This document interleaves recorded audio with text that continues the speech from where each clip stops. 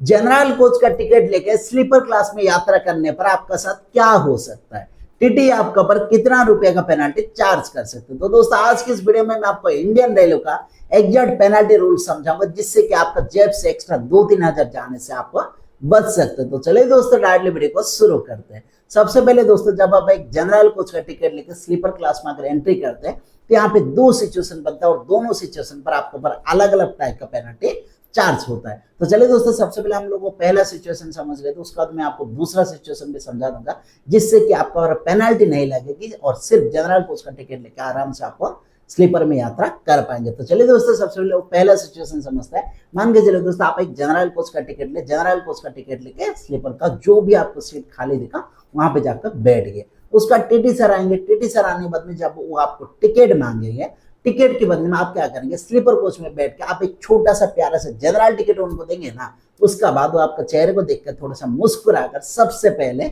वो आपका ऊपर 500 रुपए का पेनल्टी लगाएंगे। जी हाँ दोस्तों, सबसे पहले वो आपका ऊपर 500 रुपए का पेनल्टी लगाएंगे। उसका बाद आपका साथ दो काम कर सकते हैं। दो काम है दोस्तों। पहला काम है, मान के चलिए आपको जहां तक जाना है, फॉर द एग्जाम्पल आपको बरहमपुर से लेकर विशाखापट्टनम तक जाना है और उस क्लास में अगर विशाखापट्टनम तक अगर कोई भी अगर सीट खाली है तो उस सीट का मतलब उस क्लास का जो भी किराया बनता है ना आपका गंतव्य स्टेशन तक, उस क्लास का किराया लेंगे प्लस आपका साथ जो 500 रुपये जो पेनल्टी वो आपसे लेंगे। मतलब वो किराया प्लस 500 रुपये पेनल्टी, बस ये दोनों के अलावा वो आपसे 1 रुपया भी एक्स्ट्रा चार्ज नहीं कर सकते। ये दोस्तों पहला काम कर सकते हैं। और दूसरा काम वो आपसे ये कर सकते हैं, मान के चलिए सबसे पहले वो आपसे 500 रुपये पेनल्टी तो लेंगे। उसका बाद में जहां से आप जो बोर्ड किए हैं ना, ट्रेन में चढ़े हैं, वहां से लेके उस ट्रेन का आने वाली जो भी अगला स्टॉपेज है, अगला जो भी उस ट्रेन का जो स्टॉपेज है वहां तक का उस क्लास में जो भी किराया बनता है ना, वो किराया प्लस आपसे 500 रुपये पेनल्टी लेके आपका अगला जो भी स्टेशन आने वाले वहां पे आपको उतार दिया जाएगा। क्योंकि ना दोस्तों, as per Indian railway act and rules आप रिजर्व क्लास में भीड़ इकट्ठा नहीं कर सकते। इसी वजह से अगर उस सीट में अगर कोई भी अगर ट्रेन में उसको सीट खाली नहीं है तो आपको क्या करेंगे, टीटी सर अगला जो भी स्टेशन आने वाला है वहां तक का किराया और प्लस 500 रुपये पेनल्टी लेके आपको ट्रेन से उतार देंगे। ये दोस्तों ये दो काम आपसे हो सकता है जो टीटी आपके साथ कर सकते हैं। अभी दोस्तों मैं आप लोग एक इंपॉर्टेंट बात बता दूं, ये पेनल्टी में ना आपका जो जनरल कोच का जो फेयर है उसको माइनस करके आपको पेनल्टी पे करना होता है। फॉर द एग्जांपल मान के चलिए भुवनेश्वर से लेके विशाखापट्टनम तक जो किराया बनता है वो 1000 रुपया और आपका पास जो जनरल कोच का जो किराया है वो है 200 रुपया। तो ये 1000 में से 200 माइनस करके 800 रुपया देना है और प्लस वो जो 500 रुपया वो आपको लगेगा। मतलब 800 प्लस 500 1300 रुपया आपको पे करना। मतलब कहने की बात है दोस्तों, आपके पास जो जनरल कोच का किराया होगा ना, उस किराए को उस क्लास का जो भी किराया बनता है उससे वो माइनस करके आपको पेनल्टी पे करना होता है। अभी दोस्तों ये हो गया पहला सिचुएशन। अभी चलिए दोस्तों दूसरा सिचुएशन समझ लेते हैं। दूसरा सिचुएशन ये है दोस्तों, आप एक जनरल कोच का टिकट लिए है, जनरल कोच का टिकट लेके स्लीपर कोच में एंट्री करने से पहले आप क्या करेंगे, जाके टीटी सर को मिल लीजिएगा।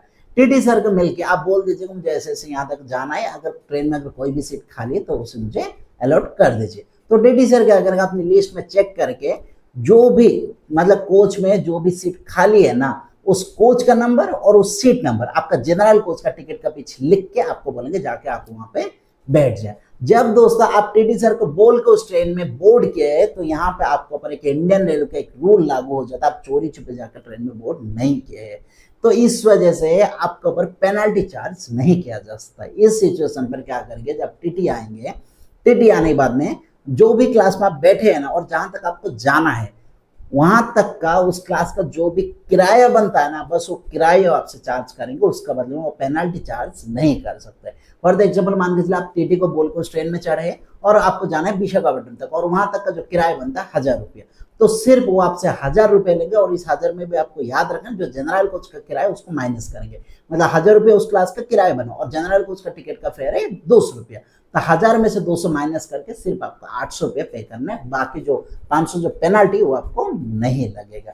तो दोस्तों आई होप अभी आप लोग को जो जनरल कोच का टिकट लेकर स्लीपर में यात्रा करने पर कितना रुपये पेनल्टी चार्ज हो सकता है उस बारे में अभी सारे डाउट क्लियर हो गया होगा। अगली बार दोस्तों जब भी आप जो यात्रा करेंगे, अगर जनरल कोच का टिकट लेकर अगर स्लीपर में, तो ध्यान रखिएगा सबसे पहले क्या करके टीटी सर को मिलके जो भी क्लास में जो सीट खाली है ना, उस कोच का नंबर और सीट का नंबर आपका जनरल कोच का टिकट का पीछे लिखवा लीजिएगा, जाके आप आराम से वहां पे बैठ जाएगा। तो इससे क्या होगा दोस्तों, एक्स्ट्रा जो 500 रुपये पेनल्टी वो आपका पर नहीं लगेगी।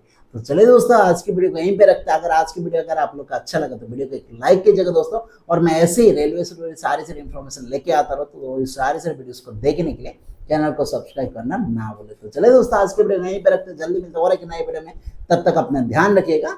जय हिंद।